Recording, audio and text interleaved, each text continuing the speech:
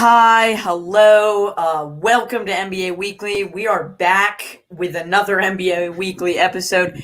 It's been actually quite a while, but boom, Trey Lance got the shirt, but it's been quite a while. I'm glad to be back with you guys with another NBA Weekly. We have some stuff to discuss, and then at the end of the show, I'm going to give you a preview to the ad I'm going to be sending out I'm not sure when.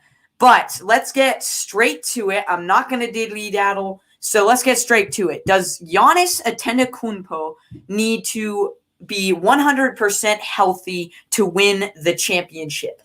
I'm going to say to that yes, because I'll tell you, hold on. I'll tell you a few things. The reason why they beat the Hawks without Giannis Antetokounmpo is because the Hawks are primarily a shooting team. Let's run down real quick who the Hawks had to play. The Hawks had to play a Knicks team that was severely, the Knicks were not that great team. The thing that really carried the Knicks was their defensive grit and their ability to just grind it out. So that's one. The Hawks had to play the Knicks, not that great of a team. Then they had to play the 76ers, who had a confident, destroyed Ben Simmons that wasn't getting points, and Joel Embiid that had a half-torn meniscus. So that was the Hawks for you. The Hawks had to play those two teams who really aren't that great. Then you look, when Giannis got injured with the Hawks in the Hawks series, the Hawks are, again, like I said, they're primarily a shooting team that they're great, but here's the thing. Trae Young got injured. That's one. Number two, Trae Young, when he's not healthy, that team collapses. I mean, it is an absolute, utter, and total collapse. When that team's not healthy, I would count them out. I wouldn't even make them a playoffs. When that team's not healthy, they're one of the worst teams in the NBA. No doubt about it. Trae Young is the centerpiece of that team. So I think that those three teams, so the Hawks had to play the Knicks, the 76ers. Those two teams aren't that great. But again, the Bucks, I also no, he has to be at 100%. The reason why they beat the Hawks was because the Hawks also weren't at 100%. So yes, Giannis Antetokounmpo has to be at 100%. This is going to kind of be a question and answer kind of thing. I made up some questions, but yes, he does have to be, because the way the Suns play you, they will grind you out with DeAndre Ayton. They have great shooters with Devin Booker, Chris Paul. The pick and roll game really works for them. They get at you in the center. They can shoot. They can do everything. They're the greatest all-around team. That's why they beat the Lakers. The Lakers really should have won even without AD, but they didn't. But I'm liking right now. I'm liking the Suns to win this game, just because without Giannis, you lose a centerpiece, you lose a physical guy. And what we're saying, they have to score. They have to score more than 20 points. He has to score more than 20 points for them to win. It's no doubt about it. There is no way that they're not going to. He has to. And so, I mean, who can carry the load? Obviously, we've seen Chris Middleton. We've seen Drew Holiday. But the problem that presents itself is the Suns just outmatch them with so many different stars that have stepped up. And that's what makes championship teams, is when you can step up. The Lakers didn't have a step, they didn't step up. None of their players stepped up. Last year, though, their players did step up, and also they didn't have a ton of injuries. But the Suns, they've had injuries, they've stepped up. Now, the one thing that I want to point out is that Dario Saric is out for this game. He tore his ACL. He's out for the whole series. So now, if you're the Suns, you're looking at who's your second center. DeAndre Ayton is your center. So that is one key that the Bucks can do to win this game. Attack DeAndre Ayton. Wear him down. And DeAndre Ayton, I guarantee you, is going to play 35, 30, 39, 40 minutes. So there's going to be that space, 8 minutes of that space where you're not going to have DeAndre Ayton. You're going to have a mismatch. So if I were the Bucks, I would take advantage on that. I would also, of the lack of center play, I would also take advantage on the fact that DeAndre Ayton parts of the game is going to be tired. So I would take advantage on that too. Let's see. Is there any other keys for the Bucks winning this game? Honestly, it's just about Giannis. I mean, getting open, playing his physical self. But yes, he has to be at 100%. He won't be at 100% this whole series. But will it happen? Will Giannis be like? Will he still be able to affect the game? Yes, but it's going to take a lot of people stepping up. They've shown that they can do it. But I don't think, again, the keys are attack DeAndre Ayton when he's tired. Again, Dario Saric is out for the whole series. So attack, there's going to be 8 minutes where he's not even going to be on the floor. There's going to be a lack of center depth. So you attack him. That's the advantage. You attack DeAndre Ayton when he's tired and when he's not on the floor. You attack that team. But they're there. Yes, Giannis will never be 100%, but they're going to need him to be 100%. He needs to score more than 20 points, but somebody's going to have to step up tremendously. I don't see it happening. I could see the Suns winning this in 5. So that's all I got to say with that one. But those were my keys to the Bucks winning the series. Those were also my keys to just a few different things with the Suns. Dario Saric, that is a pretty big loss. It presents itself. He was the backup center. But let's get to the next one. Would have the Clippers won if Kawhi Leonard would have been healthy? And this is an interesting one. I'm saying no, actually. It would have come down to Game 7. But I'm saying, well, it's hard to say. But here's the thing. For the first 2 games, Paul George was not healthy either. He wasn't even playing, right?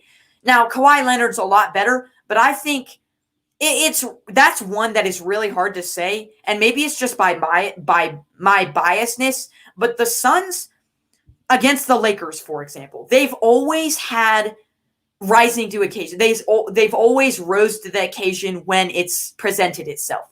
So against the Lakers, they're facing a tough task. They rise to the occasion. They beat LeBron. Now, yes, Anthony Davis was not healthy, but they beat LeBron. So they rose to the occasion there. So the Suns, time and time again, have shown that they can rise to the occasion to their opponent. That's why I think they would have beaten them, even with Kawhi. A healthy Kawhi and a healthy Chris Paul I think they would have beaten them. It would have come down to Game 7. It would have come down to the last minute. But that one's a hard one to tell, but I think they would have beaten them for sure. Again, playoff P, Paul George, that one's interesting because it's like, I feel bad for the dude in a way, but I'm a Lakers fan, so it's like, but I feel bad for the guy because he really gave it his all out there. But the Suns showed how they could shut him down in that last game. I feel like Paul George wasn't even really, he was not scoring in that last game, not doing very well. So yeah. Let me see. Do I have anything else to get on that? No. So let's get to the next topic. The beef between Chris Paul and Rajon Rondo has exploded into a new level. Yeah, I had some words to say on this one. So I was watching a documentary the other day. Shout out Secret Base. They're really good. They do the history of all different parallels and everything else. But Rajon Rondo, I believe it was in 2009 when he had just come off of a championship, was like, Chris Paul will never win the championship. He'll never win the chip. That is crazy because it still stands technically today. He has never won one. Rajon Rondo predicted it.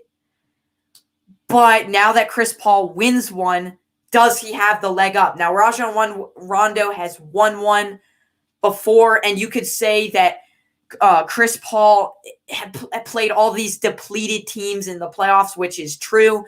But honestly, the Bucks the Bucks have also played all these depleted teams. The Hawks, I mean, I guess the Nets, but the Nets without Kyrie, James Harden not healthy. So you could argue the same for both teams, Suns and Bucks. But anyways, I think Rajon Rondo had a lot better teams than the Chris Paul did. I mean, Rajon Rondo had Paul Pierce, Ray Allen, Rajon himself, and then one other guy that got traded from the team. Anyways, he had 3 other stars beside him. I mean, this was almost better than the Warriors team.